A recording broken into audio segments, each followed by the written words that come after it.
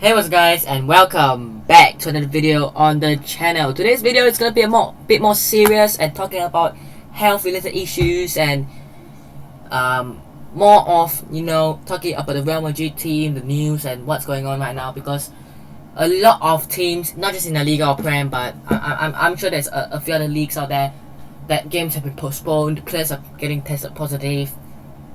I know a lot of players and teams are wanting to take a break as well. A lot of managers as well. I've just watched a couple of managers talk on Sky Sports News. But yeah, let's talk about Real Madrid, because obviously, if you guys haven't known, I have been a Real Madrid fan for 3 years, and I think for me personally, where I stand with this is I think we should take a pause.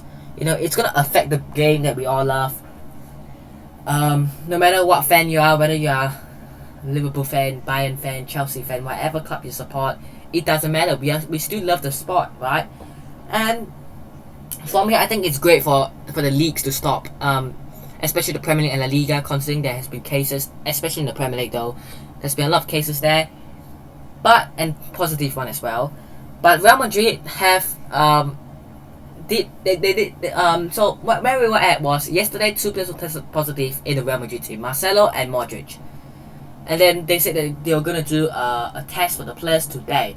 Now, when I'm recording this, there's just been news that 4 new players, plus the Modric and Marcelo, have been tested positive. Now, Asensio, Bale, Rudiger, and Lunin are the 4 players who have been tested positive. And as of now, I think those are it. I can tell that Vinicius Junior is negative, so he doesn't have it, or he's not tested positive, which is great. Good news at least. I'm making it sound as good, but and Ancelotti, Carlo Ancelotti, I think his family member David Ancelotti, I think it is, did test positive, and yeah, and then Pintus, he's like a training thing, he trains the players. He's tested negative as well, so yeah, it's not that bad there. But 4 players tested positive. Now, you can look at it this way. It's a bit weird of a mix, because you've got players like Asensio, who has been playing a lot, Modric as well, and then you're looking at Rodrigo, Lunin, Marcelo, Bale. They haven't played much, or some of them even haven't played a game this season, like Lunin and Bale. So, and I'm not saying like, oh, only first team players will get it. No, obviously not. The virus doesn't have to be only for first team players, but it's a bit weird, isn't it? Like, surely there must be something going on with contact, because normally you expect the first team players who played, get it. But I guess it might have been in our last game against Atletico Madrid, maybe. Then we got this. So yeah, I think it's best for the sport to just take a break, the leagues to take a break. Obviously, for sport fans, if you watch, I'm not so sure with the other sports, but the only sports that I watch is football and F1. F1 obviously ended. We're gonna get it, I think, next year, Feb or March or whatever. And then football, obviously, if the leagues do take a break for a month or so until maybe January, or maybe until January, you'll be a bit bored. But obviously, it's still better. Health is more important than any other thing. Than the sport. Obviously, we love the sport. That's why we're caring about this. That's why I'm making this video about this. And the health is more important than everything else. And I know they probably won't agree to this, because they're gonna lose their, they're gonna lose their broadcasting thing, and they're not gonna make money of it, basically. Because obviously, when you broadcast the games, you obviously want to make money of it, and I understand that, obviously. But I think health is more important. I genuinely think so. Now, I've got another news to show you guys.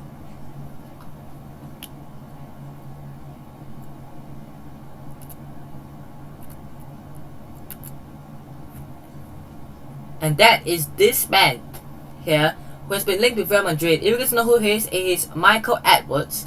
He is Liverpool Director of Football, and he has been linked with Real Madrid, or rumored to join Real Madrid, or apparently from a few Real Madrid sources, like Real Madrid Twitter page and all. Not the actual football club, but just people reporting the news of Real Madrid. I'm not so sure if this is actually true, but he apparently wants to join and dream of joining Real Madrid. Now, apparently he has been linked with Newcastle United, which I find hilarious. Why would he go to a club like Newcastle? Maybe. But Real Madrid apparently won it. And obviously, why? Because he announced, I think a month or two ago or before, that he was going to leave Liverpool at the end of the season. And let me just talk to you about a couple of signings and what the good things has done for Liverpool. He brought in Virgil van Dijk, Salah, Mane, Thiago. Right? These are just some of the signings. And he sold Coutinho to Barcelona for like 140 million, which is ridiculous. So obviously he's an expert at bringing the players for good deals, and he knows what he's doing. He knows what he's doing. He's not a random guy we're bringing in that doesn't know what he's doing. He knows what he's doing. With the transfers that he's brought in and the Coutinho sale, he has experience, and I think that will be good for us. We are in a rebuilding process. If you can bring him in, get a couple of deals through, that will be a start of something, right? That will be a start of something. So yeah, this is what I'm reading right now. I'm not so sure how true this is. I would love it if this happens, because obviously we've seen what he has done for Liverpool. He's leaving at the end of the season. And yeah, why not come and try a new challenge? Obviously Newcastle, it's a bit hilarious of a link, a rumor. It's hilarious, man. I would actually be shocked and surprised and laughing out loud if he actually joins Newcastle, like, honestly, but it's not gonna happen, guys. It's not. But yeah, just for a bit of news, and he isn't in the main news today, but Antonio Rudiger apparently has a new club interested in him. Of course, we know that Real Madrid were interested, Bayern were interested, but Bayern apparently were not interested in paying his wages. He demands like 200 or 300k a week, and I don't really find that as a great signing. I know it's going to be a free deal for next season, but are we really going to want to be paying 200 to 300k for a player like Rudiger? I know he's a good player, he's a good centre back, but is it worth it? Maybe. I mean, firstly, how are we going to fit him into this team? I know the if, whats and buts are going to come out and be like, oh, what if this guy Alaba gets injured or Militao? But would Rudiger want to sit on the bench? No. So why? Why are we bringing him in? We have to fit him somewhere, and with the form Alaba and Militao are on at the back together, I don't see that happening anytime soon. I don't see any of them dropping out unless they do actually get injured. But how do we know? Or if they get tested positive? But how do we know if that's gonna happen, right? But it's what it is. Apparently Manchester United are interested. I mean, United are linked with every player possible. They just want to join the race for fun, man. Like, I know Ralph Rangnick has joined them. He's German. He wants to bring in German players. Doesn't mean he's gonna bring in what? He's gonna bring in Ilkay Gundogan to Manchester United. He's gonna bring in Ben Leno. He's gonna bring in every single German player in the Prem. No chance. I don't see him going. If anything, he's gonna go to like PSG or something. They can afford it. It's Paris. It's a beautiful country. France is a beautiful country.